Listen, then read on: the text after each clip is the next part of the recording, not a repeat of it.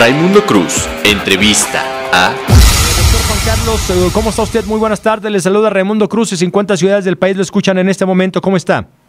Muy bien, ¿usted cómo está, don Raimundo? Cuénteme, ¿en qué le puedo servir? En muchísimo, yo creo que las 50 ciudades y sobre todo la entrevista que vamos a poder transmitir un poco más adelante en nuestro portal al país entero y al mundo, en nuestro portal www.enterados.com.mx, entera, el 2 con número.com.mx.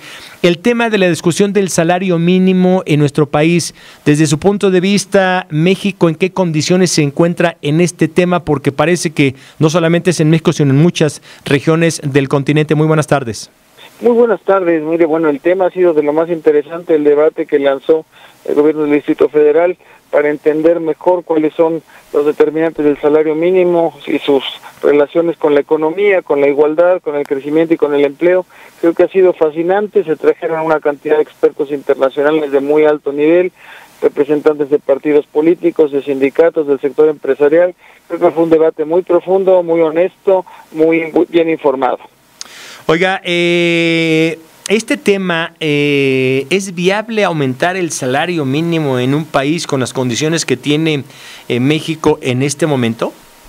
Pues mire, lo que estábamos viendo ahí con la información también de la CEPAL y de varios expertos, es que si comparamos el nivel del salario mexicano, el salario en términos reales, empecemos con el salario mínimo, de 1980 al año 2000 se deterioró cerca del 77% en su capacidad adquisitiva. Después se ha quedó estancado los siguientes 10 años, entonces estamos hablando de un deterioro en 30 años de 77% más o menos.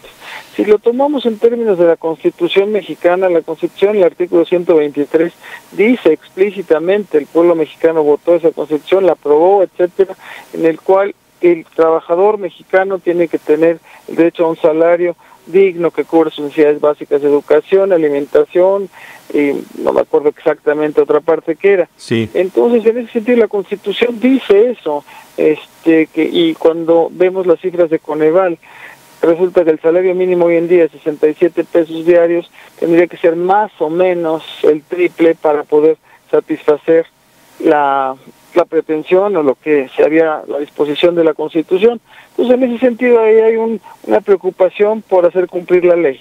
Si ni siquiera pensáramos en tratar de llegar al cumplimiento de la Constitución, sino meramente a la línea de pobreza, pues también el salario mínimo en México destaca en términos de América Latina, está 66% por debajo de la línea de pobreza, a diferencia de otros países como Costa Rica, Guatemala, etcétera. Wow. Desde 1990 en adelante el salario mínimo real en América Latina en promedio se comenzó a recuperar, en México se siguió cayendo.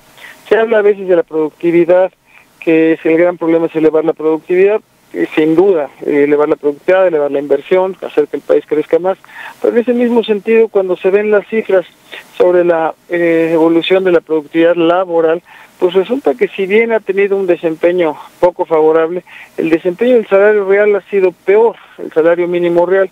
Entonces ahí hay una serie de elementos que apuntan a que en una sociedad como la mexicana, es la preocupación por el salario mínimo real, es algo que está ya vivo, está en el debate y se suma en el mundo entero. Digamos, Alemania en junio de este año por primera vez impone un salario real, un salario mínimo, disculpen. El Economist, una revista que dista de ser de izquierda, sí, dijo en abril o en febrero de este año mismo, escribió en una editorial, diciendo que ellos cuando se había impuesto el salario mínimo en Inglaterra habían estado en contra, pero que veían ahora a distancia que más bien tenían que cambiar su posición y estaban a favor, y consideraban que había mucho más efectos benéficos en términos de igualdad, de distribución, y había los efectos sobre el empleo eran realmente muy, muy pocos. Entonces también había cambiado la posición. El Fondo Monetario Internacional ha recomendado un alza en salarios mínimos para Estados Unidos y otros países.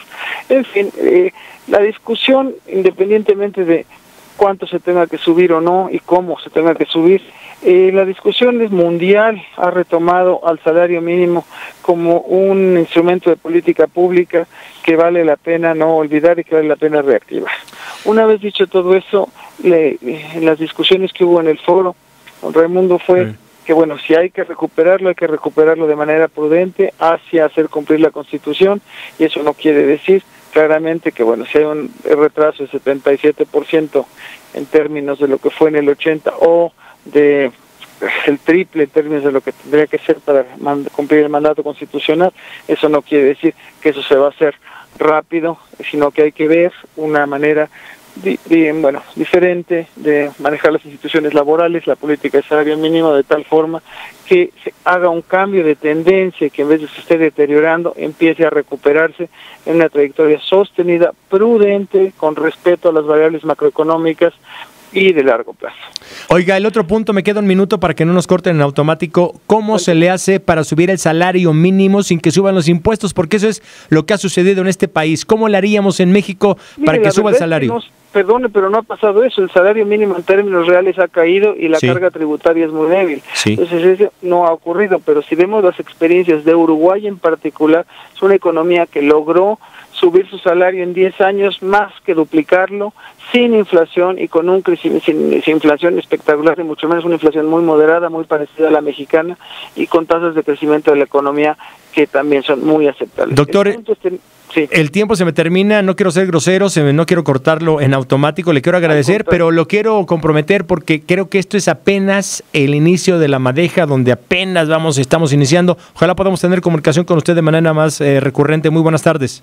Al contrario, será un gusto. Muchísimas gracias por hablar.